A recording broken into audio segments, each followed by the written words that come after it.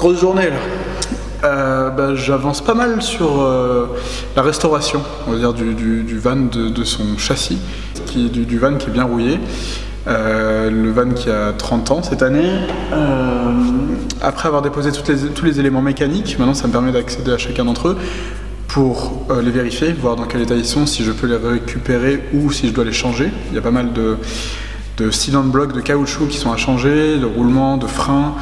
Et le reste des pièces métalliques sont pas mal rouillées, donc en fait ça passe par une étape de décapage, ensuite de traitement anti-rouille avec un convertisseur de rouille assez puissant, et ensuite je vais repeindre avec une peinture spéciale, et dans certains endroits même une protection complémentaire en fait contre les chocs.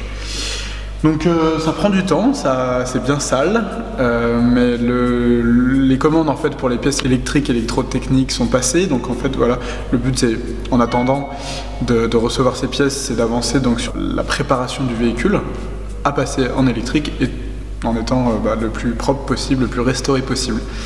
Donc c'est un peu galère, mais le résultat va être vraiment joli. Je vous montre ce que ça donnera à la fin et je pense que ça sera joli. Donc je m'accroche là, c'est pas mal d'heures sous le van, il y a pas mal de poussière, mais j'ai hâte de passer à la l'étape suivante qui sera un peu plus clean.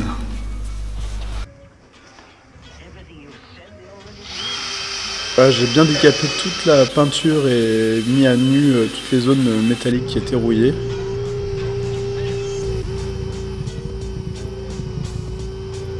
Voilà le résultat, une fois que j'ai enlevé toute la peinture et mis à nu le métal qui était rouillé. On peut voir ici qu'il y a quand même pas mal de trous. Il faut vraiment que le métal soit à nu pour que la peinture puisse y adhérer correctement et que le traitement anti-rouille fonctionne.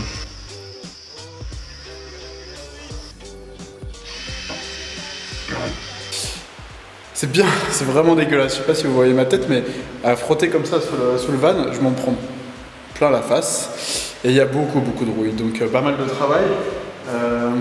Tout est par terre et j'essaye de bien le nettoyer parce que le but c'est pas juste qu'il roule, c'est qu'il roule plusieurs années. Donc j'aimerais qu'il soit propre. Voilà, la rouille. Deuxième étape, passer à un convertisseur de rouille. Donc c'est un produit chimique assez puissant qui a pour but d'arrêter en fait la rouille. C'est pas parce qu'on met une peinture que la rouille ne continue pas dessous. Ensuite j'applique un spray au zinc qui vient protéger le métal nu.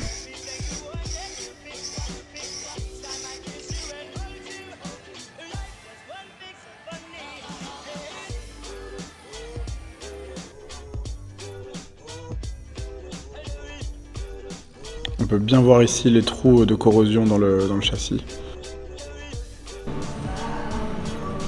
Donc pour reboucher les trous, j'ai utilisé donc une fibre de verre avec une résine époxy pour le plus gros, et ensuite il y a un mastic de finition à l'aluminium que je viens poncer ici pour avoir un état de surface propre à l'extérieur.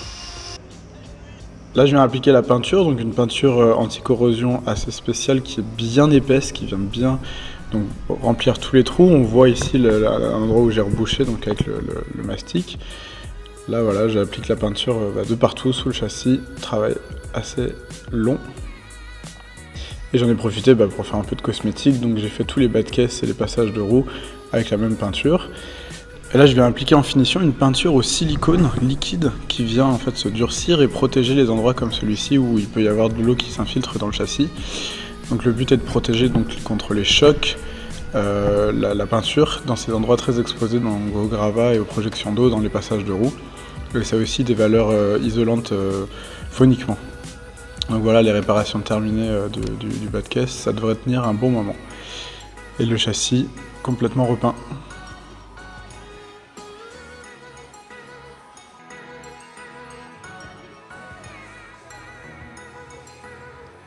Je vous remercie d'avoir suivi cette vidéo. Voici la deuxième étape donc, de la restauration du van qui était la réfection du châssis.